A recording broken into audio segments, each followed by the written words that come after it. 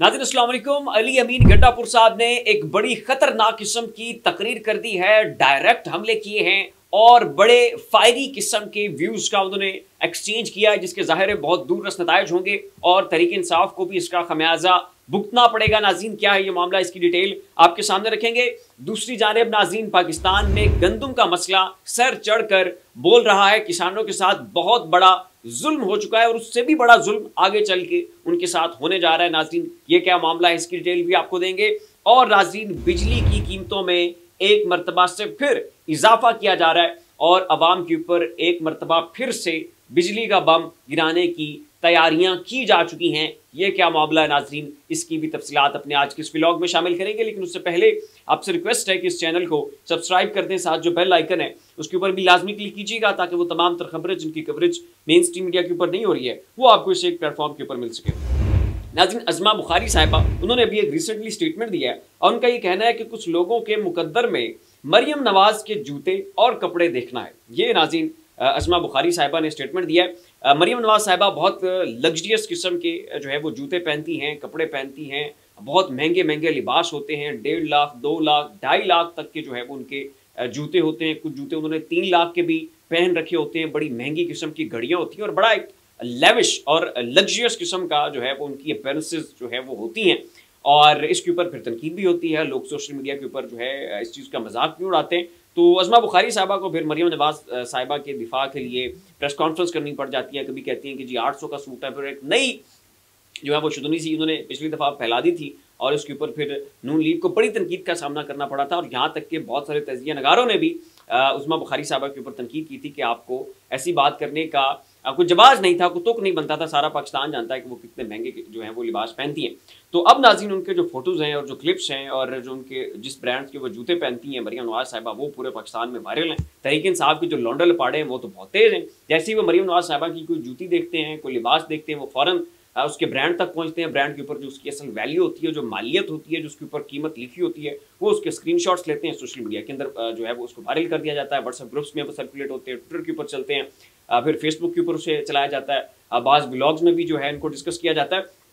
तो बहुत ज़्यादा तनकीद जो है वो मरियम नवाज साहिबा के ऊपर होती है। तो यहाँ पर अज़मा बुखारी साहिबा से मैं एक छोटी सी उनके सामने तजवीज़ रखूँगा कि अगर तो जो है मरियम नवाज साहिबा पब्लिक ऑफिस होल्डर ना होती, नवाज शरीफ साहब के ऊपर करप्शन के चार्जेस ना होते, वो इस मुल्क के वज़ीर आज़म ना होते और इस मुल्क से उन्होंने करोड़ों रुपए ना लूटे होते, अरबों रुपए की जायदादें लंदन में ना बनाई होती, तो कोई भी पाकिस्तानी तनकीद ना करता। ये मुकेश अंबानी है, उसकी ज़ौजा हैं, इतने महंगे लिबास पहनती हैं, इतने महंगे बैग्स खरीदते हैं, उनका बेटा इतनी महंगी घड़ियाँ पहनता है, कभी आपने देखा किसी ने तनकीद की हो? मलिक रियाज है, यहाँ पे जनाब वो हीरे से नीचे कोई ज्वेलरी खरीदते ही नहीं है।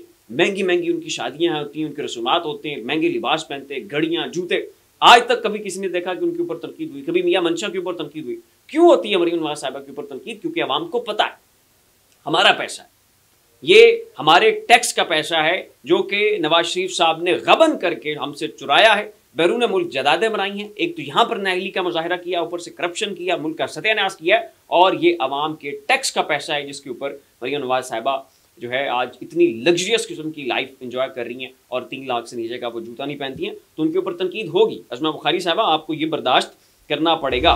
गंदम का नाज़रीन मामला जो है वो इस वक्त सर चढ़ कर बोल रहा है। मामला जो है वो बहुत बिगड़ते हुए दिखाई दे रहे हैं। 3900 रुपये जो है वो फी मन गंदम की कीमत मुकर्रर की गई है, जबकि जो कॉस्ट आई है किसानों को वो बहुत ज़्यादा है।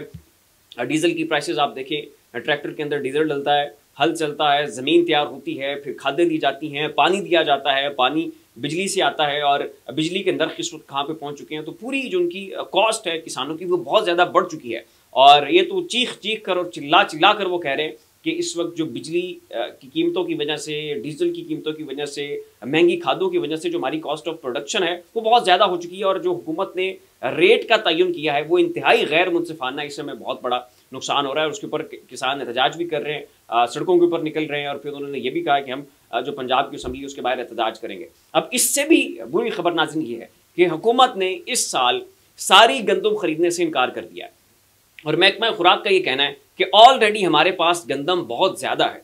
माजी में जो गंदम का बहरान पैदा हुआ था, हमने बाहर से गंदम मंगवाई थी और अभी तक वो भी गंदम पड़ी है। नई गंदम भी बहुत ज़्यादा जो है वो आ चुकी है और आलमी मार्केट में जो फी मन गंदम की जो उसकी कीमत है वो 2500-2600 रुपये है। लेकिन पाकिस्तान में चूंकि कॉस्ट ऑफ प्रोडक्शन बहुत ज़्यादा है, बिजली महंगी है, आपके जनाब डीजल महंगा हो चुका है, और आपने जो है वो जिस तरह से खाद्य महंगी कर दी है, तो किसानों के लिए तो वो मुसीबत बन चुकी है। तो आपकी कॉस्ट ऑफ प्रोडक्शन बहुत ज़्यादा हो चुकी है और आप आलमी मार्केट्स में दीगर ममालिक के साथ कम्पीट नहीं कर पा रहे हैं, लिहाजा ये गंदम बाहर भी नहीं जा सकती। तो अब किसानों को बताएं कि उन्होंने क्या करना है। ना तो आपने कीमत सही मुख्तस की है और ना ही आपने जनाब जो है उनसे गंदम खरीदने का ऐलान किया है। कम से कम किसी जगह पे तो जो है आप उन्हें रिलीफ कर दे देते। और आप ये अंदाज़ा चेक करें कि अगर यही सूरत हाल ऐसी जारी रही तो अगले साल गंदम कौन बोएगा, और अगर अगले साल गंदम नहीं बोई जाती है तो फिर पाकिस्तान में गंदम का एक बहुत बड़ा बहरान जन्म लेगा। फिर आप बाहर से गंदम मंगवाएंगे, वो फिर महंगी पड़ेगी। तो ये इस वक्त नाज़रीन हुकूमती पॉलिसियां हैं कि जिनके सबब लोगों को बहुत बड़ी मुसीबत का सामना करना पड़ रहा है। और ये इस वक्त प्रेशर कुकर किसी कैफियत है, किसी वक्त भी किसानों का ये लावा फट सकता है, वो सड़कों के ऊपर निकल सकते हैं। और फिर भारत में जो किसानों ने हाल किया था वही किसानों ने हाल जो है वो यहाँ पर शहबाज शरीफ साहब का कर देना है और फिर ये देखते फिरेंगे। उसके बाद नाज़रीन जो बिजली की कीमतें हैं उसमें भी हुकूमत का कहना है कि जी इजाफा किया जा रहा है। सुने जनाब कितना बिजली की कीमत में इजाफा हो रहा है। बिजली की कीमत में ₹2.94 फी यूनिट मजीद इजाफे का इम्कान है। कीमत में इजाफे से सार्फिन पर एक माह में 20 अरब रुपए से जायद का बोझ पड़ेगा। पावर डिवीजन जराये ने बताया है कि मार्च में गैस पर चलने वाले 22 सस्ते पावर प्लांट्स बंद रखे गए।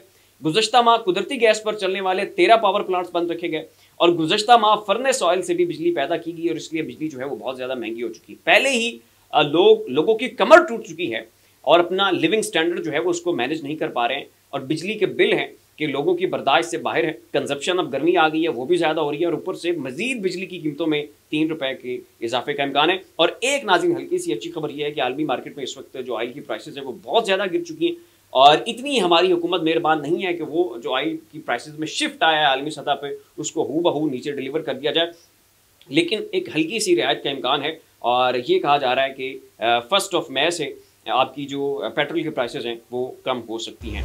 अगली खबर नाज़रीन ये है कि अली अमीन गंडापुर साहब उन्होंने गुज़श्ता रोज़ खिताब किया है, तहरीक इंसाफ को यौम तासीस था और इस दौरान उन्होंने बड़े धुआंधार किस्म के कलामात जो हैं वो अदा किए। सुने नाज़रीन अली अमीन गंडापुर साहब ने क्या कहा है, उसके बाद उसके ऊपर मज़ीद बात करते हैं। वज़ीर आला अली अमीन गंडापुर ने पाकिस्तान तहरीक इंसाफ के 28वें यौम तासीस की तकरीब से खिताब करते हुए कहा कि गलत करने वालों को भी मालूम है कि वो ठीक नहीं कर रहे।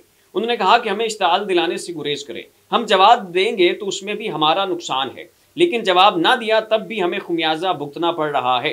अली अमीन गंडापुर ने कहा कि बानी पीटीआई को कोई माइनस नहीं कर सकता, इसलिए ऐसे ख्वाब देखना छोड़ दे। इदारे हमारे हैं, इनके खिलाफ नफरत पैदा हो ये बर्दाश्त नहीं करेंगे। उन्होंने कहा कि 9 मई वाक़े पर जवाब दे सकते हैं लेकिन मुल्क की खातिर चुप हैं। बानी पीटीआई को मजीद जेल में रखना किसी के बस में नहीं है, उनका हौसला मजीद बढ़ रहा है।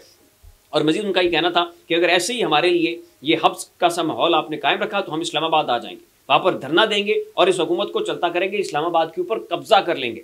और वहाँ पर यह भी खिताब किया गया उस दौरान कि हम जनाब अडयाला जेल के ऊपर भी हमला बोल सकते हैं और खान साहब को हम वहाँ से रिहा करवा कर वापस लेकर आएंगे। अब ये जो बयानात है नाज़रीन बहुत सख्त किस्म के बयानात हैं, बड़ी फायरी एंड फ्यूरियस किस्म के जो है ये स्टेटमेंट्स हैं और इसका खमियाजा फिर तहरीक इंसाफ को भुगतना भी पड़ सकता है। ये भी हो सकता है कि तहरीक इंसाफ को ये भी इंस्टेंटली जो एक रिलीफ मिला है, इनके लिए मामला दुरुस्त हुए हैं, लोगों की जमानतें हुई हैं, लोग रिहा हुए हैं, बहुत सारे लोगों ने रूपोशी ख़त्म की है, ये मामला रिवर्स भी हो सकता है। और गंडापुर साहब पहले ही किसी को एक आंख भी नहीं बाते, नहीं पसंद किया जाता इस चीज़ को कि गंडापुर साहब जो है वो खान साहब के बहुत लॉयल हैं, बहुत प्रेशर बर्दाश्त करते हैं, खान साहब जो हुक्म देते हैं गंडापुर हूबहू उसके ऊपर अमल करते हैं। और गंडापुर साहब का नाज़रीन अपने खिताब के दौरान ये भी कहना था और उन्होंने बाकायदा कसम खाई कि मैं कसम खाकर कहता हूँ कि खान की मोहब्बत और खान की रिहाई से ज़्यादा इस वक्त मेरे लिए कुछ अहम नहीं है और मैं तब तक सांस नहीं लूँगा, तब तक मुझे सुकून नहीं आएगा जब तक खान साहब रिहा नहीं हो जाते और वापस आकर अपनी जमात की कमांड जो है वो नहीं संभालते। ये कहना था नाज़रीन अली अमीन गंडापुर साहब का। और ये जिस तरह के उन्होंने स्टेटमेंट्स दिए हैं और जैसे उनकी शख्सियत से बहुत सारे लोगों को इख्तलाफ हैं और पहले ये कहा जाता है कि KPK के अंदर गवर्नर राज लगा दिया जाएगा, तो इनकी इस स्पीच के बाद ये लगता है कि शायद तहरीक इंसाफ के लिए मामलात मजीद सख्त हो जाएं, क्योंकि तहरीक इंसाफ की जानिब से अब बड़े सख्त किस्म के रिमार्क्स का जो है वो इजहार किया जा रहा है। फिलहाल इतने तमाम तर मामलों के ऊपर अपनी राय का इजहार नीचे कमेंट बॉक्स में ज़रूर कीजिएगा। इसी के साथ अपने मेज़बान को इजाज़त दीजिए, अपना ख्याल रखिएगा। अल्लाह हाफ़िज़।